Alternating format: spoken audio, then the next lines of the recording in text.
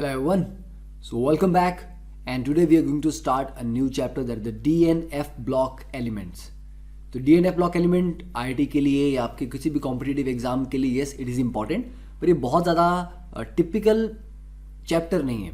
ठीक है, just like other inorganic chemistry, इसमें कुछ टिपिकल एक जो ट्रेंड्स आप देखते हैं प्रॉपर्टीज़ के, जैसे पी ब्लॉक में आपने देखा कि एक पर्टिकुलर ट्रेंड फॉलो होता था. यहाँ पर काफ़ी ज़्यादा एक्सेप्शंस आपको देखने में मिलेंगी. इवन जब आप उसके इलेक्ट्रॉनिक कन्फिग्रेशन की बात करें, प्रॉपर्टीज़ की बात करें, तो यहाँ पे आपको प्रैक्टिस ज़्यादा करनी है, रिएक्शंस को लिख लिख के प्रैक्टिस करना है, याद करना है. और एक दो सेक्शंस ऐसे हैं जहाँ से प्रॉब्लम पूछे जाने की प्रोबेबिलिटी सबसे ज़्यादा रहती है. ओके, तो ये बहुत जल्दी कवर होने वाला चैप्टर है क्योंकि इंपॉर्टेंट सेगमेंट इसका डिफाइंड है जहाँ से क्वेश्चन सबसे ज़्यादा बार पूछे गए हैं. Not like the P block जो इतना ज़्यादा वास्ट है कि आप कंफ्यूज हो जाते हो कि अगर छोड़ना है तो छोड़े किस पार्ट को, कहीं से भी क्वेश्चन पूछा जा सकता है. ठीक है, now this is the list of elements that constitute the D block. ठीक है, तो अगर हम 3D सीरीज की बात करें तो scandium atomic number 21, then titanium, vanadium, chromium. तो एक बार इंश्योर करें कि आपको ये सभी elements with their atomic number याद है. एटलीस्ट 3D सीरीज तो आपको याद होनी ही चाहिए. और 4D सीरीज में हमें क्या क्या याद होनी चाहिए? हाँ, स्टार्टिंग कहाँ से हुई? यट्रियम से लेके कैडमियम तक है. देन 5D सीरीज लेंथेनम से लेके मरकरी तक. तो स्टार्टिंग और एंडिंग कहाँ कहाँ हुई है? देन पैलेडियम, सिल्वर, ठीक है, molybdenum, platinum, gold, mercury, okay, tungsten. तो ये कुछ इंपॉर्टेंट है. और जिरकोनियम और हाफनियम को हम देखेंगे कि इनके जो एटॉमिक रेडियाई है उससे रिलेटेड इस पे क्वेश्चन जनरली पूछे जाते हैं. ठीक है, तो इनके तो आपको पता होना चाहिए. 3D सीरीज पूरी याद करनी है, एक बार इसको ध्यान से देख लो. नाउ जो मोस्ट स्ट्राइकिंग फीचर है ट्रांजिशन मेटल केमिस्ट्री का, दैट इज ये कितनी वैरायटी ऑफ कंपाउंड बनाते हैं. Okay, the plethora of compounds and the variety of the colours of the compound. कि यू विल फाइंड कि ऑलमोस्ट जितने भी आपने कलर्स देखे होंगे, most of them actually include transition metal elements. Okay, तो अपने variety of colours and the range of compound, that is the key feature for transition metal chemistry. अब ये कैसे पॉसिबल हो पाता है? Because the transition metals they can show multiple oxidation states. तो एक से ज्यादा ऑक्सीडेशन स्टेट वो शो कर सकते हैं. And they also have the ability to form a lot of complex compound with a wide range of ligand. तो ये आपने चैप्टर कोऑर्डिनेशन केमिस्ट्री में ये वाला पार्ट आपने पढ़ा होगा. And if not, I recommend कि आप पहले कोऑर्डिनेशन केमिस्ट्री पढ़ो and then you come back to the D and F block element, because coordination complexes कैसे कैसे होते हैं उसका आपको एक बेटर आइडिया होगा. ठीक है, तो क्या है? The capability to show multiple oxidation states and the ability to form complexes with a wide range of ligand enables them to form a lot of or plethora of compounds and show a variety of colors. अब बात करें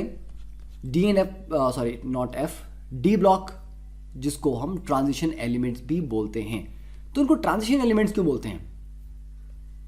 because left most में आपका S block है, ठीक है, right में हमारा पी ब्लॉक है, बीच में क्या आता है? D block.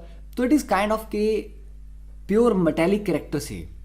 पी ब्लॉक में जब हम जाते हैं तो नॉन मेटेलिक कैरेक्टर जाते हैं. तो ट्रांजिशन हो रही है ना, आप प्योर मेटेलिक साइड से नॉन मेटेलिक साइड में जा रहे हो. तो एग्जैक्ट रीजन ये नहीं है, बट हमारी बुक्स में जिस तरह से डिफाइन किया कि यस हम प्योर मेटेलिक से नॉन मेटेलिक कैरेक्टर की तरफ जा रहे हैं, तो that's a kind of transition. तो ये जो बीच में एलिमेंट्स आते हैं, दैट्स अ ट्रांजिशन एलिमेंट्स. तो transition element is defined as the one which has incompletely filled d orbitals. अब d ऑर्बिटल में 1 से लेकर 10 इलेक्ट्रॉन तक रखे जा सकते हैं, राइट? तो इनकम्प्लीटली फिल्ड का मतलब है कि d में 1 से लेके 9 तक हो सकते हैं, क्योंकि 10 हो गए तभी वो कंप्लीटली फिल्ड हो जाएगा. ठीक है, तो इनकम्प्लीटली फिल्ड d ऑर्बिटल्स होने चाहिए इन द ग्राउंड स्टेट और in any one of its oxidation state. Now that is the most important part. सिर्फ ग्राउंड स्टेट ही चेक नहीं करनी है आपको. हो सकता है कि किसी के ग्राउंड स्टेट में D10 हो पर एक्साइटेड स्टेट में D9 हो जाए. तो अगर एक्साइटेड स्टेट में वो या किसी भी अपनी ऑक्सीडेशन स्टेट में वो D9 में चला गया, या D1 से लेके 9 में चला गया, even then it will be called a transition element. ठीक है, तो ये डेफिनेशन ध्यान से समझ लो। Incomplete filled d orbitals in the ground state और in any one of its oxidation states.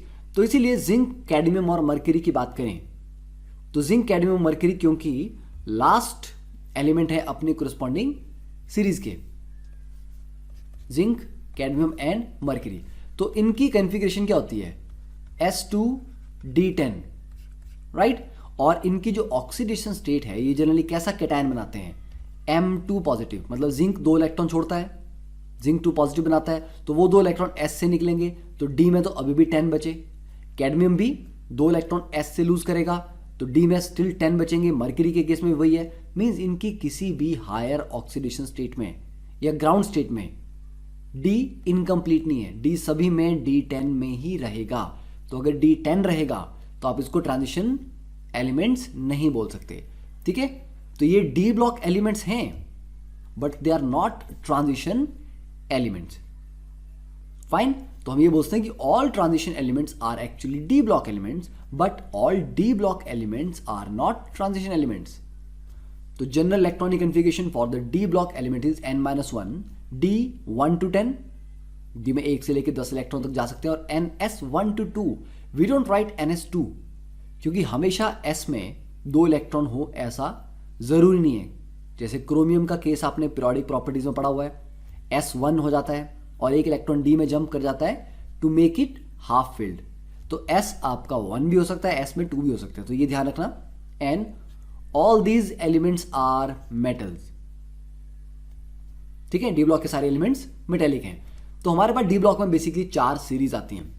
3D series scandium से लेके जिंक तक, 4D सीरीज यूट्रियम से लेके कैडमियम तक, 5D लैंथेनम से मर्क्यूरी, जिसमें सीरियम टू ल्यूटीशियम हम ओमिट कर रहे हैं। ठीक है, इनको इंक्लूड नहीं कर रहे हैं बिकॉज ये क्या बनते हैं, these are called lanthanoids. Okay, तो लेंथेनम से मर्क्यूरी तक but excluding cerium to lutetium. और 6D series begins with actinium but it's incomplete, तो एज पर एनसीईआरटी वो इनकम्प्लीट है, बट अगर आप लेटेस्ट पीरियोडिक टेबल देखोगे तो yes it has been completed, वो आर्टिफिशियली प्रिपेयर्ड एलिमेंट्स वहां तक कंप्लीट कर चुके हैं 6D सीरीज को, राइट।